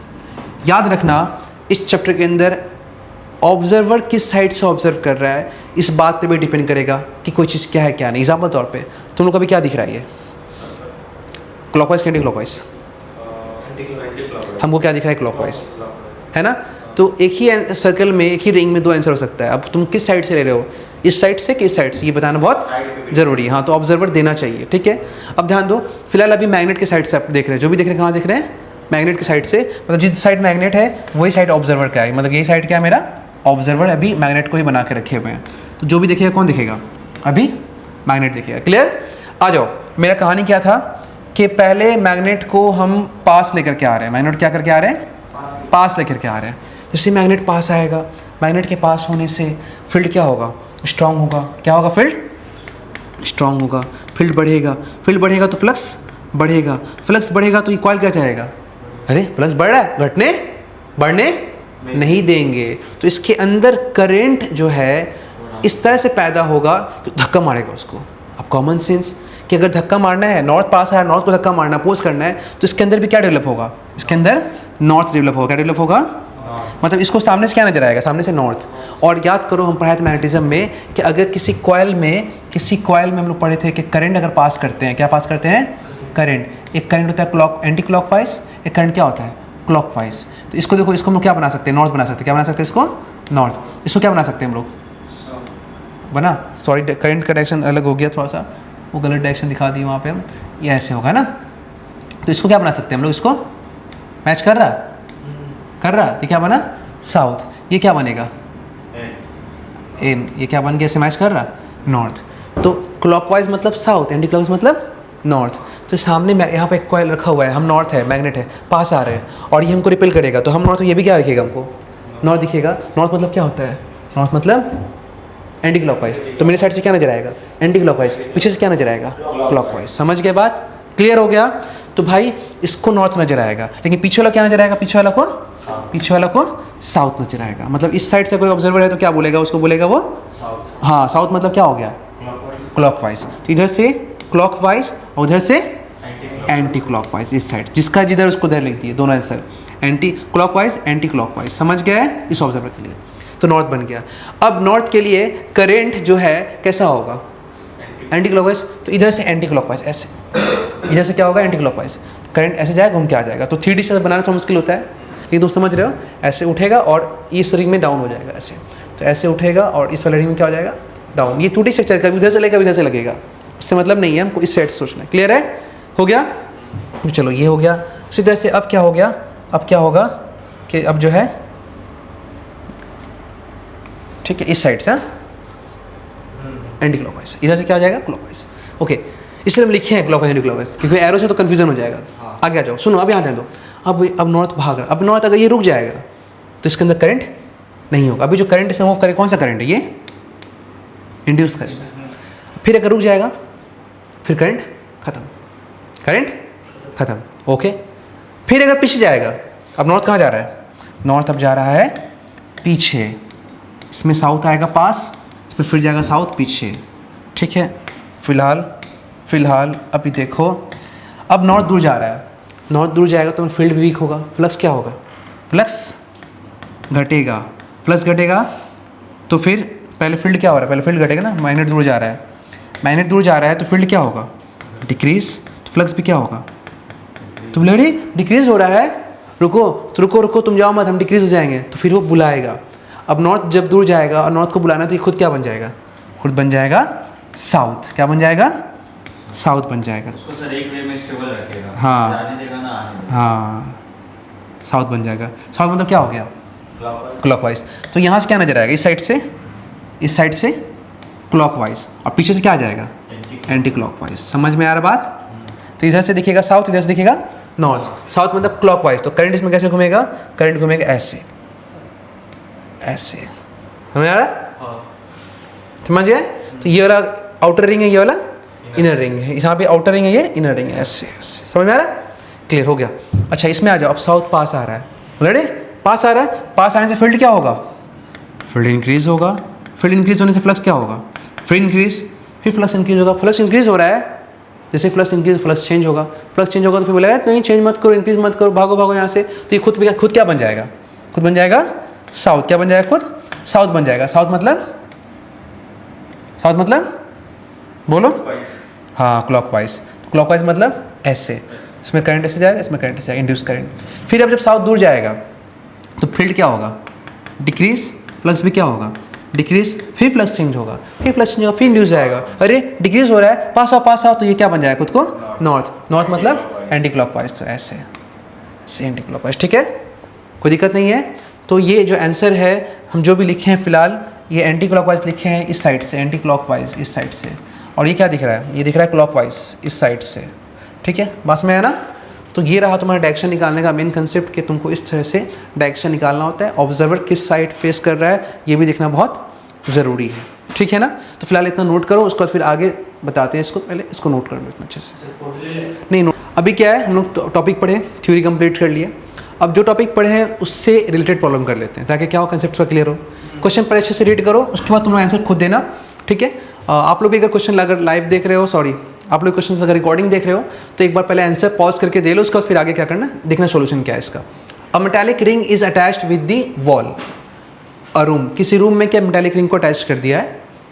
When the north pole of magnet is brought near to it, north pole पास में लाए, the induce current in the ring will be. अब देखो यहाँ पे एक प्रॉब्लम ही हो गया कि कहाँ से इंड्यूस करंट, नहीं बोला ही नहीं, ऑब्जर्वर का फिक्स पता बता ही नहीं रहा है।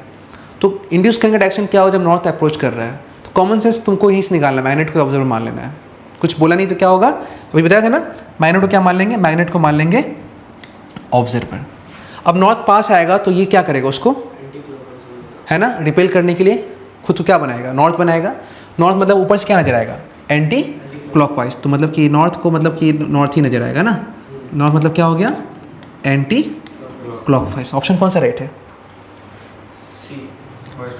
इन एंटी क्लॉकवाइज डायरेक्शन, ठीक है, अप्रोच करा, इन क्या होगा, इन एंटी क्लॉकवाइज डायरेक्शन। कोई दिक्कत है, इजी क्वेश्चन। उसके बाद आते हैं क्वेश्चन नंबर 2। नेक्स्ट क्या है, देखो ये भी उसके जैसा क्वेश्चन है, थोड़ा सा फर्क होगा। A copper ring is held horizontally, ऐसे रखा गया है उसको, and a bar magnet is drop through the ring, उसको थ्रू द रिंग, देखो पिछला में थ्रू द रिंग नहीं था, बस कि metallic wire ring is attached with the wall of a room when the north pole of magnet is brought near to it, उससे करीब ला रहे थे, उससे थ्रू इट मतलब उसके थ्रू पास नहीं कर रहे थे, उससे करीब ला रहे थे। अब क्या कर दिया, पूरा पास कर दिया through the ring with its length along the axis, पूरे लेंथ को एक्सिस के साथ पास कर दिया। The acceleration of the falling magnet while it is passing through the ring, जैसे वो रिंग को पास कर रहा है तो उसके दौरान उसका एक्सेलेरेशन क्या होगा। फ्री फॉल का एक्सेलेरेशन कितना होता है, जी होता है। हर एक ऑब्जेक्ट जो फ्रीली फॉल कर रहा है उसका एक्सेलेरेशन कितना होता है, जी होता है, ये गिवन है। तो बोल रहा है कि जब वो उससे पास करेगा तो क्या होगा, ऑप्शन देखते हैं। पहला ऑप्शन देखो यहाँ पे क्या दिया हुआ, इक्वल टू दी, पहला ऑप्शन दिया हुआ यहाँ पे एक्चुअली ए होगा, ये ऑप्शन 1 नहीं लिख करके क्या देना चाहिए था, यहाँ पे ए देना चाहिए था, करेक्शन कर देते हैं। पहला ऑप्शन क्या दिया हुआ है, ए क्या दिया हुआ है, equal to that due to gravity, बिल्कुल ग्रेविटी के जैसा ही होगा। दूसरा बोल रहा है less than that due to gravity, gravity से कम होगा। तीसरा बोल रहा है more than due to gravity, gravity से ज़्यादा होगा। चौथा ऑप्शन बता रहा है depends on the diameter of the ring and the length of the magnet. क्या होगा, सुनो देखो पहले इस बात को समझो, यहाँ पे होने वाला क्या है, बात समझेंगे तो फिर और ज़्यादा अच्छे से सारा बात समझ में आएगा। ध्यान दो, जब ये फ्री फॉल हो रहा होगा तो उसका एक्सेलरेशन ग्रेविटी कहाँ है, नीचे। लेकिन नॉर्थ पास आ रहा है, सामने से क्या बन जाएगा, ये नॉर्थ। जब ये नॉर्थ में धक्का मारेगा, धक्का मारने से फोर्स कहाँ होगा, ऊपर। फोर्स कहाँ होगा, हाँ फोर्स कहाँ होगा, ऊपर। तो क्या हो जाएगा सर, ये वेरी नहीं करेगा अगर साइज उस मैग्नेट का छोटा या बड़ा होगा तो। पहले कर लेते हैं ना उसको, फिर बात करते हैं, पहले टॉपिक को डिस्कस कर लेते हैं, ठीक है। तो ये क्या हो जाएगा कि फोर्स अगेंस्ट होगा, ग्रेविटी के अगेंस्ट होगा, तो इसका जो भी एक्सेलरेशन आएगा, अब नेट एक्सेलरेशन वो पे क्या जी से कम हो जाएगा। क्या हो जाएगा, ग्रेविटी में आता है, नीचे हाँ। फोर्स लगा तो ग्रेविटी उसका कम, ठीक है ना, कम हो जाएगा। लेकिन जब यही मैग्नेट इससे निकल जाएगा, इसको पास कर जाएगा, तो जब पास कर जाएगा तो मैग्नेट कहाँ गिर रहा है, मैग्नेट गिर रहा है नीचे। अब ये साउथ होगा और नीचे क्या है, नॉर्थ है। साउथ दूर जा रहा है तो अट्रैक्शन करने के लिए क्या बन जाएगा, यहाँ पे नॉर्थ बन जाएगा। यहाँ पे क्या बन जाएगा, यहाँ पे अट्रैक्शन करने के लिए नॉर्थ बन जाएगा। अभी रिपल्शन करने के लिए क्या बना था, नॉर्थ बना था। अट्रैक्शन करने के लिए क्या बनेगा, नीचे नॉर्थ बन जाएगा। तो अट्रैक्ट करेगा, अट्रैक्ट करने से फोर्स कहाँ होगा, ऊपर होगा। और ग्रेविटी बेचारा कहाँ है, ग्रेविटी नीचे है, तभी भी फोर्स क्या करेगा, ग्रेविटी को अपोज करेगा। तो इस केस में भी जो एक्सेलरेशन आएगा, जो एक्सेलरेशन आएगा इस केस में, वो भी क्या है, लेस देन जी होगा। लेस देन क्या होगा, जी होगा। अब बात आता है बीच का एक पोर्शन, जब बीचों बीच हो जाएगा, बीचों बीच, तो जो वो तो बहुत पतला, रिंग तो बहुत थीन है ना, वो चेस तो लगभग नेग्लिजिबल की जैसा रहेगा। वो केस एकदम क्या है, नेग्लिजिबल की जैसा है। तो क्या हो जाएगा, decrease less than G, equal to that due to gravity, नहीं इक्वल तो नहीं होगा, less than that due to gravity. तो ऑप्शन क्या राइट होना चाहिए, ठीक है ना। सर डिपेंड नहीं करेगा वो। अब बात क्या चीज़ का डिपेंड का है, तो देखो ग्रेविटी से तो कम होगा ही, चाहे डायमीटर बड़ा करो या छोटा करो। हाँ, अगर डायमीटर बड़ा कर दोगे तो ज़्यादा पोलर इफेक्ट होगा, ज़्यादा धक्का मारेगा, तो भी तो आंसर क्या होगा, लेस देन जी होगा ना, है ना। तो डायमीटर अगर साइज बड़ा करते हैं तो स्ट्रेंथ ज़्यादा घटेगा, लेकिन घटेगा तो ऑप्शन क्या राइट हो जाएगा, बी। चेक कर लो एक बार, ठीक है ना, क्लियर हो सबको, कोई दिक्कत नहीं है। आ जाओ, ये हो गया क्वेश्चन नंबर 2। अब आते हैं बात, अब करते हैं इसको। क्वेश्चन नंबर जो 4 है, इस क्वेश्चन करने से पहले एक क्वेश्चन हम करा रहे हैं, ठीक है, क्योंकि उसका अप्लीकेशन है। ध्यान दो, यहाँ पे अभी हम क्या करें, लेंज लॉ से कुछ जुड़ा प्रॉब्लम करा देते हैं, उसके बाद फिर इसको करेंगे हम लोग। सर वो जो रिपीट होता है तो वहीं पे हाँ, यहाँ पे करेंगे, ठीक है। आओ यहाँ पे बात को समझना अच्छे से। हम क्या किए कि ये एक कॉइल ले लिए और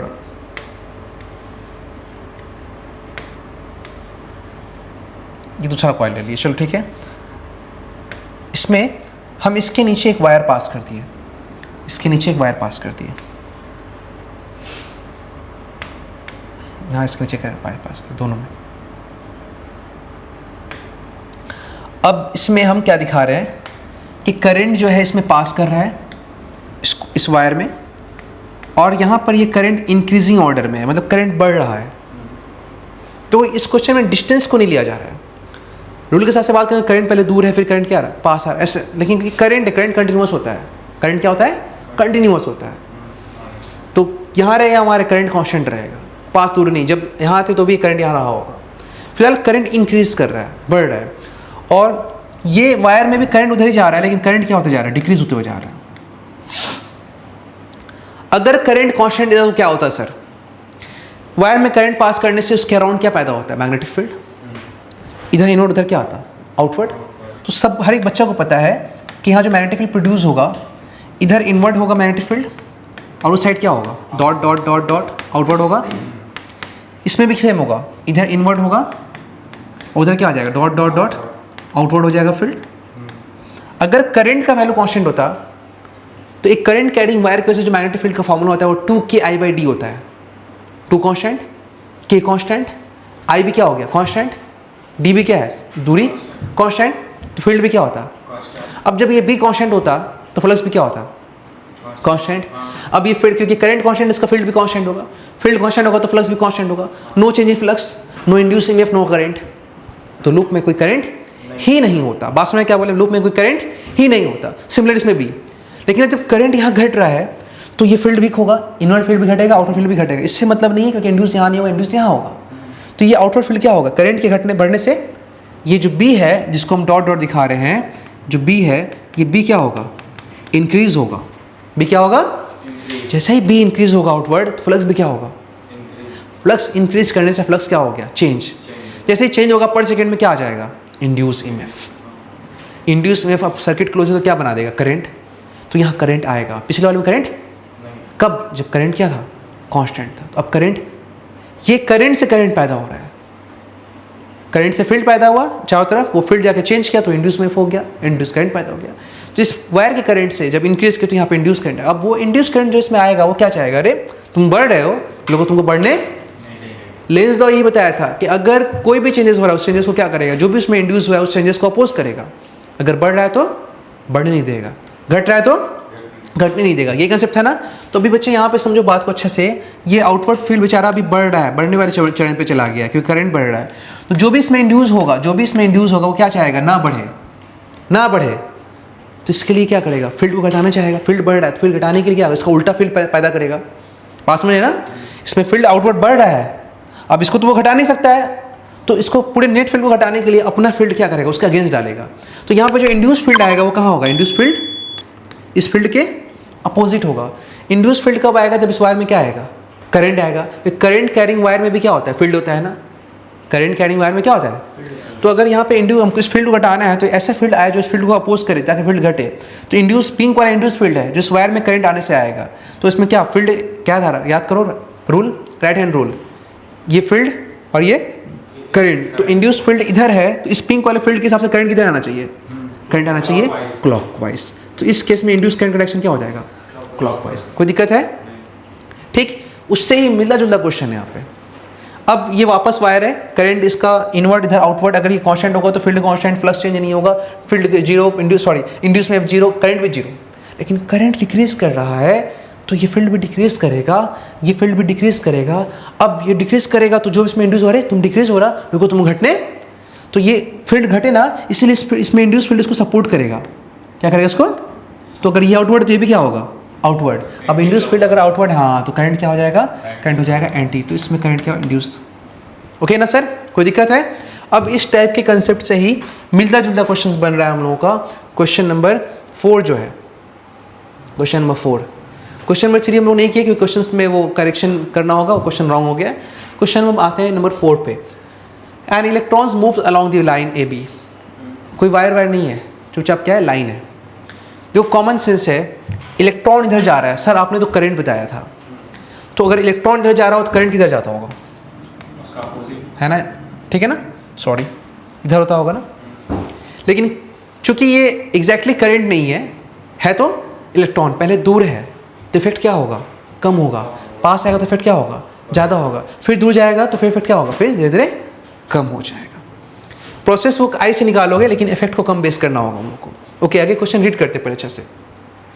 An electrons moves along the line AB which lies in the same plane as a circular loop। जिस लूप में प्लेन में लूप है उसी प्लेन में करंट वायर भी है जो नीचे रखा गया है। Of conducting wires as shown in the diagram, what will be the direction of current induced in if any in the loop। अगर लूप में कोई करंट है तो उसका डायरेक्शन क्या होगा, ठीक है। तो कॉमन सेंस, करंट इधर, इलेक्ट्रॉन इधर जा रहा है तो करंट कहाँ जाएगा, इधर, करंट इधर जाएगा। तो पहले सोचो, पहले इलेक्ट्रॉन पास आ रहा है तो फील्ड क्या होगा, बढ़ेगा। तो करंट का फील्ड क्या होगा, पहले तो करंट पहले करंट का फील्ड निकाल लो। पहले इंड्यूस को बाद में करें, पहले काम करो, इसको ऑरेंज कलर करो, इंड्यूस को हम लोग पिंक से दिखाएंगे। तो करंट इधर होगा, करंट किधर होगा, इधर होगा। करंट का फील्ड इधर क्या होगा, इन्वर्ट, इधर क्या हो जाएगा, आउटवर्ड। इससे मतलब नहीं इन्वर्ट से।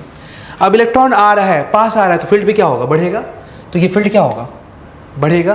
ये फील्ड बढ़ेगा तो इंड्यूस में क्या चाहेगा, इंड्यूस चाहेगा कि भाई तुम घटो, तो उसके लिए क्या पैदा करेगा, आउटवर्ड। आउटवर्ड के लिए एंटी क्लॉकवाइज। जब इलेक्ट्रॉन दूर जाएगा तो फिर अब ये क्या होगा, घटेगा तो उसको सपोर्ट करने के लिए क्या करेगा, उसको बढ़ाएगा तो उसको सपोर्ट कर देगा, तो फिर क्या हो जाएगा, क्लॉकवाइज, क्रॉस। तो पहले एंटी क्लॉकवाइज देन क्लॉकवाइज। कोई ऑप्शन नहीं दिया होगा तो ऑप्शन क्या मार के चलेंगे हम लोग, ये वाला एंटी क्लॉकवाइज, पहले वाला। चलो देखते हैं पहले इसमें कैसा दिया हुआ है। No current will be induce, गलत बात, ऐसा नहीं हो सकता है। The current will be clockwise, नहीं, करंट क्या होना चाहिए, anti clockwise. The current will be anti clockwise, option number C. फिलहाल the current will change direction as the electron passes by it. हाँ, डायरेक्शन क्या करेगा, चेंज कर रहा है। तो ये ज़्यादा अप्रोप्रिएट आंसर है क्योंकि सिर्फ एंटी क्लॉकवाइज आंसर राइट। अगर डी ऑप्शन नहीं होता तो ऑप्शन क्या मारते हैं हम लोग, सी, क्योंकि पहले वो आ रहा है लेकिन डायरेक्शन के हिसाब हाँ, वो चेंज कर रहा है। तो ऑप्शन क्या रेड हो जाएगा, डी। तो तुम ये भी बोल सकते हो, first anti clockwise then clockwise, है ना। First anti clockwise then clockwise. Okay ना, ऑप्शन देख लो एक बार, ठीक है ना, मैच कर रहा है, कोई दिक्कत नहीं है, कंफ्यूजन नहीं है। ओके, तो ये हो गया क्वेश्चन नंबर कितना, 4 हो गया। अब देखते हैं क्वेश्चन नंबर हम लोग 5 करते हैं। इसको बताओ जरा, इसका आंसर कोई दो, क्या है, लास्ट क्वेश्चन करेंगे हम लोग, उसको छुट्टी हो जाएगा। ध्यान दो, the current flowing in the 2 coaxial coils. 2 coaxial coil है, दोनों कॉइल का एक्सिस एक ही जगह पे है, दोनों कॉइल आमने सामने रखा हुआ, इन द सेम डायरेक्शन, और दोनों में करंट का डायरेक्शन क्या हो रहा है, सेम ही, या तो क्लॉकवाइज तो क्लॉकवाइज, एंटी क्लॉकवाइज तो एंटी क्लॉकवाइज। दोनों में क्या बोला, the current flowing in the 2 coaxial coils in the same direction on increasing the distance between the 2 the electric current will. समझ रहे हो, ये बहुत अच्छा क्वेश्चन है। हम इस चीज़ को समझाने के लिए 3D इमेजेस का कोशिश करें समझाने का। पहले समझो, यहाँ पे ये कॉइल को कैसे दिखा रहे हैं हम लोग, ये समझो, ये कॉइल है और इसको हम थोड़ा कलर करते हैं, वाइट कलर क्लोन कर लेते हैं, सामने रखा हुआ है। कोएक्सियल का मतलब ही होता है दोनों का एक्सिस क्या हो जाएगा, दोनों का एक्सिस सेम हो जाएगा। तो इसको हम क्या कर लिए, कोएक्सियल ही कर लिए, ठीक है ना, सामने रख लिए, और दोनों करंट सेम ऑर्डर में। तो अगर इसमें अगर ऐसे हम दिखा रहे हैं, ये आउटर रिंग है या इनर रिंग, आउटर या इनर, हम तो आउटर, तो मान लो, चलो हम कुछ मान लेते हैं, ऐसे। अगर सर दोनों ही क्लॉकवाइज हो रहा है तो इंक्रीज होगा, ठीक है ना। हम दोनों को क्या कर लिए, अपने साइड से बात करें, मेरे साइड से कैसे घूम रहा है, क्लॉकवाइज, मेरे साइड से। तो अब क्या होगा, एक दूसरे का ये लोग फील्ड पास करेगा, क्योंकि इसका फील्ड प्रोड्यूस होगा, उसको जाके पास करेगा, इसका फील्ड प्रोड्यूस होगा, जाके उसको पास करेगा, है ना। तो हम लोग को पता है फिर अगर करंट क्लॉकवाइज घूमता है तो फील्ड कैसे जाता है, ऐसे, है ना।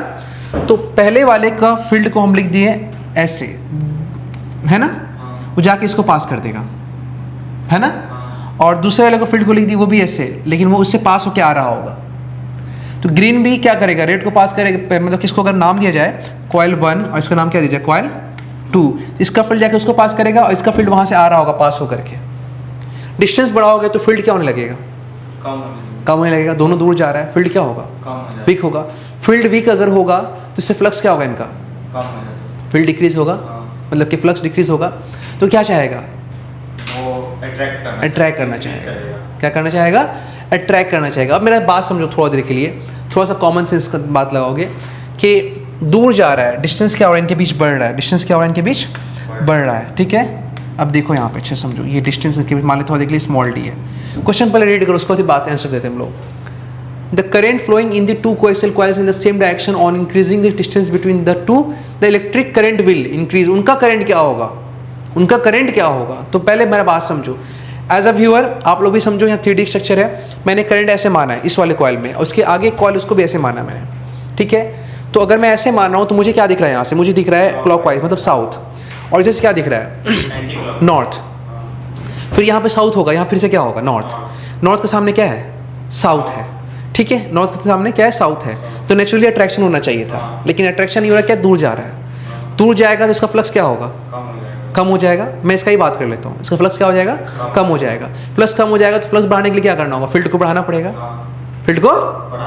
तो अभी देखो ये क्या था क्लॉकवाइज साउथ, ये भी क्या था साउथ, साउथ इधर साउथ, इसका भी इधर साउथ। तो अब अगर ये इसका दूर जाने से घट रहा है तो फील्ड फिर से क्या होगा, फ्लक्स बढ़ाना पड़ेगा।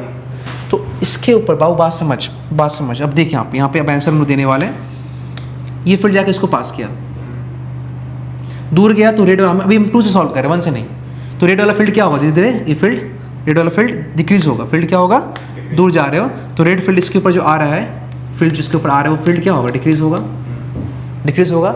अब जब डिक्रीज हो जाएगा ये बढ़े, ये क्या चाहेगा बढ़े, तो इसको सपोर्ट करने के लिए अपने अंदर इंड्यूस कर लेगा उसी डायरेक्शन में क्या, फील्ड को उसी डायरेक्शन में इंड्यूस करेगा। तो अब इंड्यूस फील्ड किधर जाएगा, इधर, तो करंट किधर होगा, इधर ही होगा, अब पहले भी इधर ही था, तो करंट क्या हो जाएगा, बढ़ जाएगा ना। तो करंट क्या होना चाहिए, इंक्रीज आंसर होना चाहिए। क्लियर है ना बात में क्या बोले हम, कोई दिक्कत है, थोड़ा सा क्वेश्चन टफ होता है, प्रैक्टिकल होना पड़ता है, थोड़ा सा स्ट्रक्चर को फील करना होता है, क्लियर ना। तो आंसर क्या होना चाहिए, इंक्रीज। देख लो तुम लोग इसका आंसर दिला लो अपने उमार से, ठीक है ना। अगर कुछ करेक्शन कहीं पे हो तो उसमें करेक्शन कर लोगे, ठीक है, कोई दिक्कत नहीं है, बात में आ रहा है, ठीक है। आज के लिए इतना ही, अगले क्लास में अच्छे से प्रैक्टिस करके आओगे क्योंकि इसका क्वेश्चन आगे टफ होगा, क्लियर है। आप लोग भी अगर वीडियोस को देख रहे हैं तो वीडियोस को प्लीज़ लाइक कीजिए, सब्सक्राइब कीजिए और अपने दोस्तों में शेयर कीजिए। इस चैनल के थ्रू आपको हर एक लेक्चर का जो भी कंटेंट मैं यूट्यूब पर डालने वाला हूँ, ऑलमोस्ट सारा सीरीज़ होगा। तो अगर कोई चाहता है कि सारा कंटेंट को लेना है तो प्लीज़ इस चैनल को लाइक कीजिए, सब्सक्राइब कीजिए और शेयर कीजिए। और अगर कोई डाउट है तो कमेंट बॉक्स में अपने डाउट्स को भी डाल सकते हैं, क्लियर है। अगले क्लास में आप क्लास करने से अगर आएंगे, इस लेक्चर को देखेंगे तो इन टॉपिक्स को रिवाइज करके आएंगे, तभी जाके क्या होगा आपको ये क्लियर होगा, क्लियर है, ओके।